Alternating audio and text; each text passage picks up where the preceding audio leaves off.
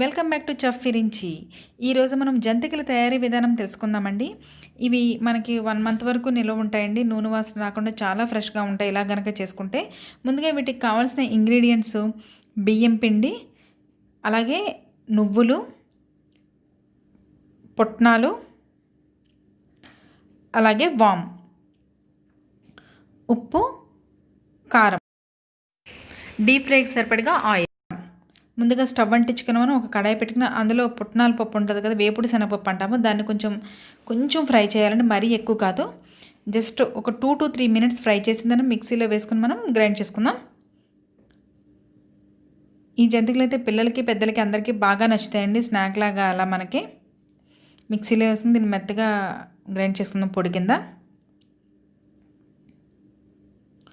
చూసారా, ఇలా మెత్తగా గ్రైండ్ చేసుకున్న తర్వాత మనం ఇప్పుడు ఒక బౌల్ తీసుకుందాం. ఒక బౌల్లోకి బియ్యం పిండి, ఈ కప్ వచ్చేసి 200 grams అండి. నేను 500 grams తీసుకున్నా బియ్యం పిండి. అలాగే 500 gramsకి 100 grams పుట్నాల పొడి పడుతుందండి మనకి. ఇప్పుడు ఒక టేబుల్ స్పూన్ వాము, అలాగే 2 టేబుల్ స్పూన్లు నువ్వులు కూడా యాడ్ చేసుకోవాలి. నువ్వులు వాము వేయడం వల్ల ఏంటంటే చాలా క్రిస్పీగా వస్తాయి. రెండోది ఆయిల్ తక్కువ లాగుతుంది, టేస్ట్ కూడా చాలా బాగుంటుందండి. అలాగే కారం కూడా యాడ్ చేసుకుని ఒకసారి ఇవి మొత్తం ఒకసారి మిక్స్ చేసేసుకుందామండి. బాగా మొత్తం అంతా మిక్స్ చేసేసుకుని ఇలా ఈ విధంగా మొత్తం మిక్స్ చేసేసుకున్న ఇప్పుడు ఇందులోనూ కొంచెం గోరువెచ్చని నూనె వేసుకొని కలుపుదామండి. ఇది గోరువెచ్చని నూనె వేయడం వల్ల ఏంటంటే చాలా క్రిస్పీగా వస్తాయండి జంతికలు.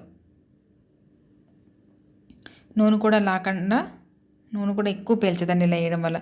ఇలా మొత్తం పిండినంతా కలుపుకుందామండి. చూసారా, ఇలా ముద్ద అయితే మనకి ఇలాగ అయిన తర్వాత మనకి చాలా టేస్టీగా బాగుంటాయండి. ఇప్పుడు కొంచెం వాటర్ పోసుకుంటూ దీన్ని ముద్దలా కలుపుకుందాం. చపాతీ ముద్దలా కలుపుకుందాం. చపాతీ కలుపుతాం కదా ముద్ద, అలాగా మరీ అంత గట్టిగా కాదు, కొంచెం సాఫ్ట్గా.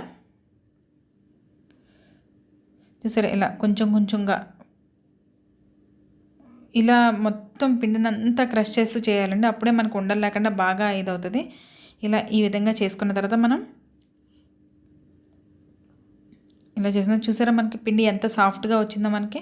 ఇప్పుడు దీన్ని ఒక 5 నిమిషాల పాటు నాననిచ్చిన తర్వాత ఏం చేద్దామంటే ఒక బౌల్లోకి వాటర్ తీసుకుని, అలాగే జంతికల గొట్టం ఉంటుంది కదా, జంతికల గొట్టం కూడా తీసుకుందామండి. ఇప్పుడు ఇలా తీసుకున్న జంతికల గొట్టంలో కొంచెం ఇలా తడి చేయాలండి. నేనైతే 3 rings ఉన్నది పెడుతున్నానండి. ఇది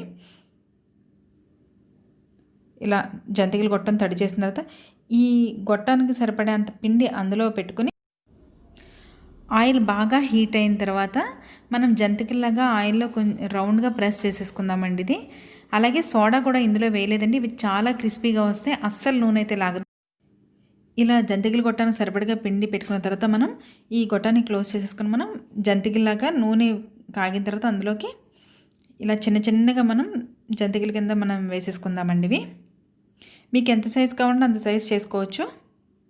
అయితే ఇది నూనె కొంచెం హీట్ ఎక్కిన తర్వాత అయితే ఇలా బబుల్స్ కింద వచ్చి బాగుంటాయండి, చాలా క్రిస్పీగా వస్తాయి. ఇలా మొత్తం ఒత్తేసుకున్నాక medium to high flame adjust చేసుకుంటూ మనం ఈ జంతికల్ని వేయించుకోవాలి.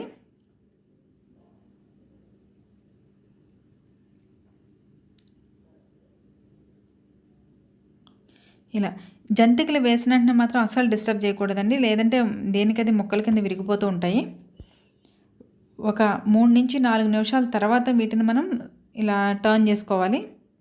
ఇలా ఈ విధంగా టర్న్ చేసుకోవాలి 3 నుంచి 4 నిమిషాల తర్వాత, లేదంటే మనకి ముక్కల కింద అయిపోతాయి. Medium to high flame stove adjust చేసుకుంటూ మనం మంటని అడ్జస్ట్ చేసుకుంటూ ఇవి వేయించుకోవాలండి. ఇవైతే ఇంట్లో అందరికీ బాగా నచ్చుతాయండి, పిల్లలకి పెద్దలకి అందరికీ. అలాగే ఈ స్నాక్ చేసుకోవడం కూడా చాలా ఈజీగా అయిపోతుందండి. చూసారా, మనకి ఈ విధంగా వేగిపోతున్నాయి. చూసారా, ఇవి వేగుతున్నప్పుడు మంచి స్మెల్ కూడా వస్తుందండి, తింటుంటే కూడా చాలా టేస్టీగా ఉంటాయి. అంతే, ఎంతో టేస్టీగా ఉండే జంతికలు అయితే రెడీ అయిపోయినాయండి. ఇవి ఒక డబ్బాలు వేసుకుని మూత పెట్టుకుంటే మనకి 1 month వరకు ఉంటాయండి.